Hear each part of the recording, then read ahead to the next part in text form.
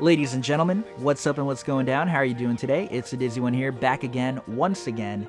And in this episode, we are taking on the Los Angeles Clippers, my favorite team.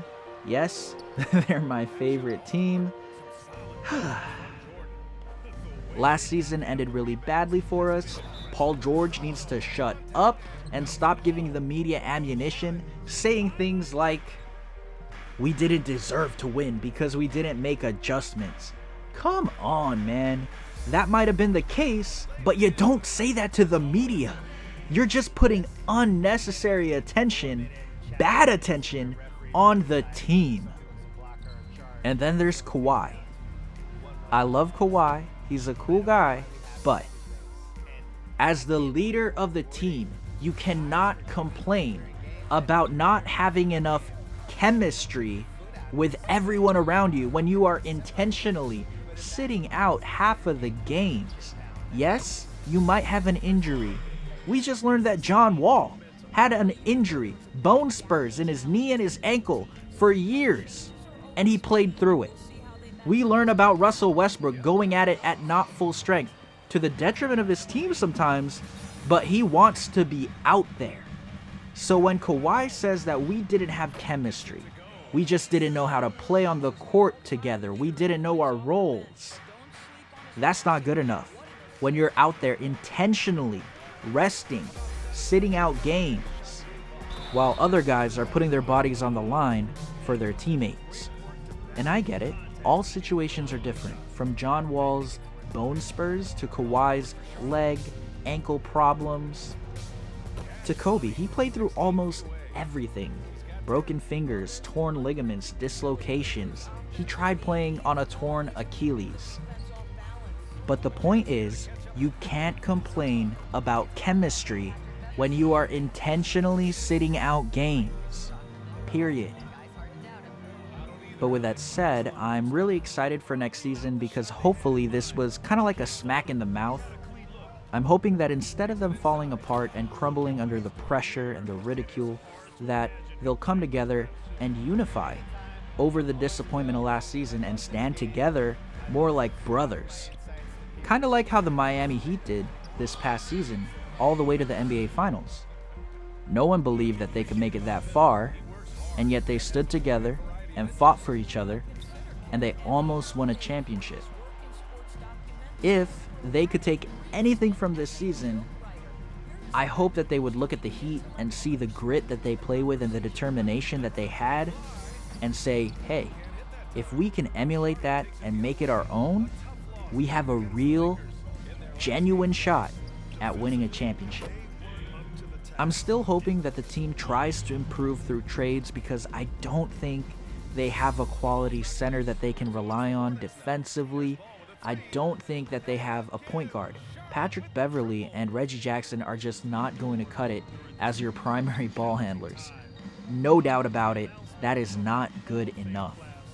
And when it comes down to it, Paul George, Patrick Beverley, Zubac should be expendable. If the right deal comes, you already have one of the best defenders in the NBA on the wing. Having more than one is a luxury, but they're playing out of position from time to time. And having capable players with skill sets, primarily playmaking and interior defense, rim protection, can be very beneficial to a team that already has one of the best wing defenders in the game. Because at the end of the day, you can't bet against LeBron James. And all of that perimeter defense can't compete with Anthony Davis, Marc Gasol, and Montrezl Harrell. Serge Ibaka was a great addition, but other than that, the Clippers did not drastically improve. I'm a diehard Clipper fan.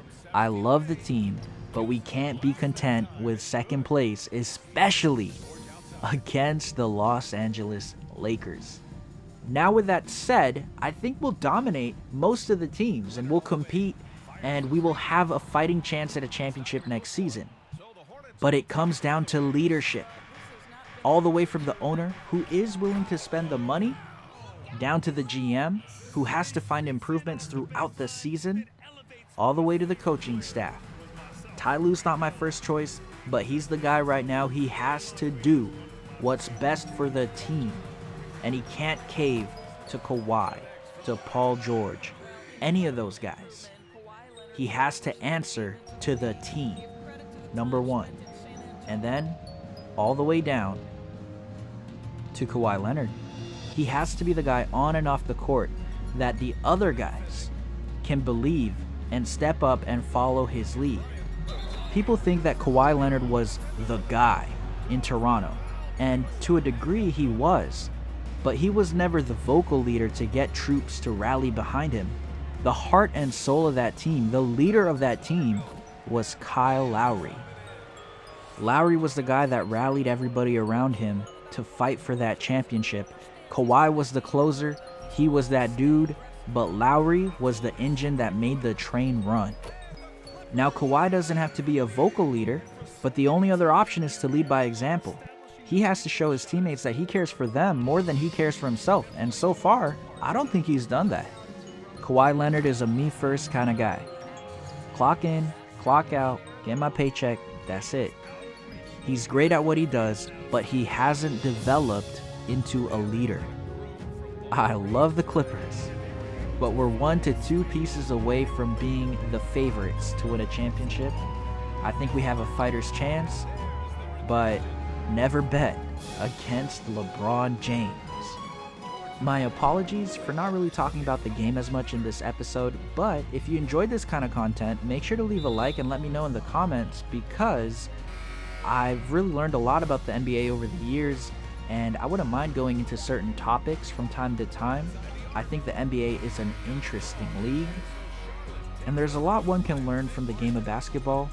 Also, there's a lot of interesting moments in NBA history, especially from throwback players that a lot of people don't even know today. But anyways, thank you guys so much for watching. I hope you enjoyed. Make sure to leave a like and subscribe. See ya in the next episode.